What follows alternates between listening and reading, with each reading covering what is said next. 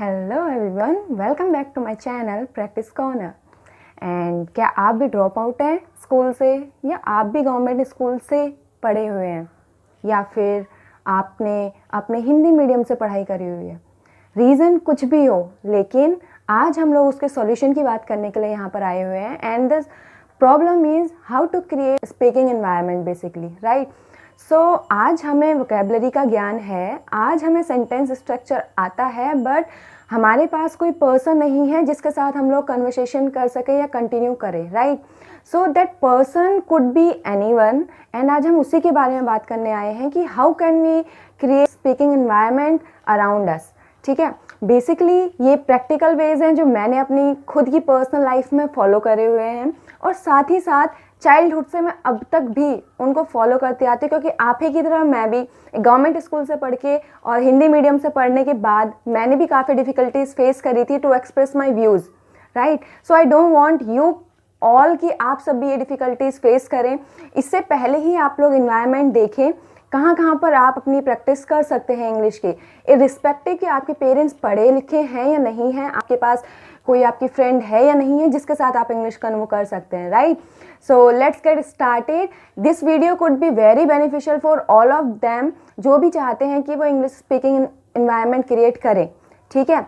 और ये बहुत इफेक्टिव वेज हैं, ज़ीरो कॉस्ट इन्वॉल्वमेंट है इनमें, आपका एक भी रुपया नहीं लगना है।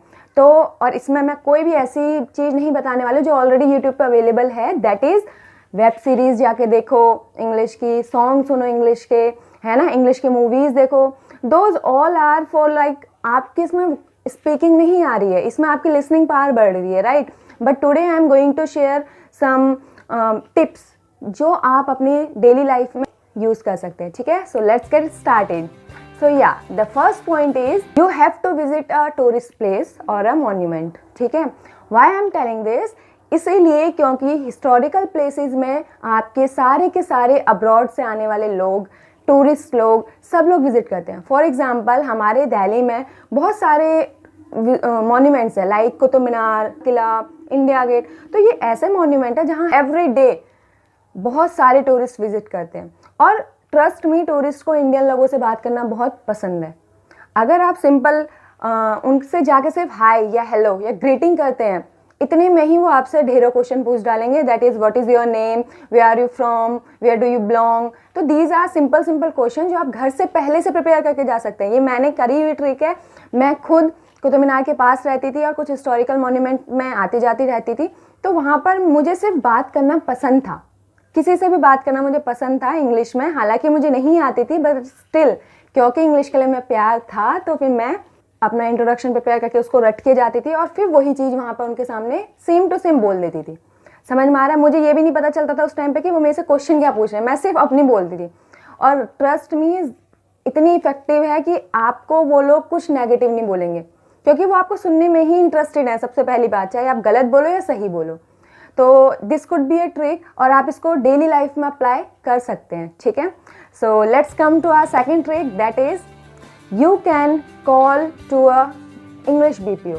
फॉर एग्जाम्पल हम सबके पास सिम है, राइट, एयरटेल, वोडा। आजकल सबके ही दो तरह के कॉल सेंटर्स होते हैं, एक हिंदी मीडियम और एक इंग्लिश मीडियम। और आपको स्टार्टिंग में जब आप उनके कॉल सेंटर में कॉल करते हैं किसी भी प्रॉब्लम के रिगार्डिंग, तो कहता है press 1 for English, press 2 for English.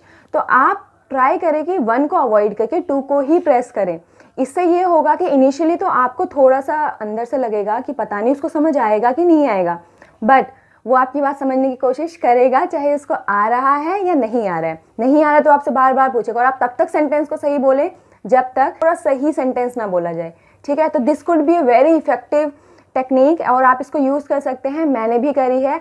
और थर्ड पॉइंट पे चलते हैं अब। तो थर्ड पॉइंट है कि आप शोरूम को विजिट करिए, ठीक है।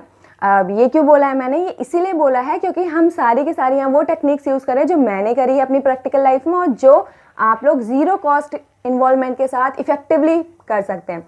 तो शोरूम विजिट करने का क्या मोटिव था? बेसिकली शोरूम विजिट करने का एक ही मोटिव है, दैट इज़ आपके पास जो नॉलेज है, फॉर एग्जाम्पल आपको प्यूमा के शूज़ की नॉलेज है, या फॉर एग्जाम्पल आपको किसी बाइक की नॉलेज है, या फिर आपको किसी कार की नॉलेज है, तो जब आपको उसकी सारी नॉलेज है तो गो टू दैट शोरूम। आपको मान लो कि स्प्लेंडर की नॉलेज, आजकल तो हर बच्चे के पास स्प्लेंडर है, गए, स्प्लेंडर के शोरूम में गए, वहाँ पर आप जाके उससे इंग्लिश में कन्वर्ट स्टार्ट कर सकते हैं। Do you accept credit card payments, ठीक है, और कुछ भी ऐसे क्वेश्चन छोटे छोटे आप बना सकते हैं जो कि आप वहाँ पे जाके उनसे इंग्लिश में ही बात करेंगे, ठीक है। What are the features of this bike, मतलब ऐसे करके कुछ भी आप लोग क्या कर सकते हैं, बोल सकते हैं उनको। यहाँ पर सिलेक्ट सिटी मॉल है, वहाँ आप जाएंगे तो हर शोरूम में, उस मॉल के अंदर जो भी छोटे छोटे शोरूम भी है, वहाँ पर भी आपको इंग्लिश स्पीकर सेल्समैन ही मिलेंगे, और वो बहुत अच्छा प्लेस है जहाँ पर आप जाके इंटरेक्ट कर सकते हैं लोगों से।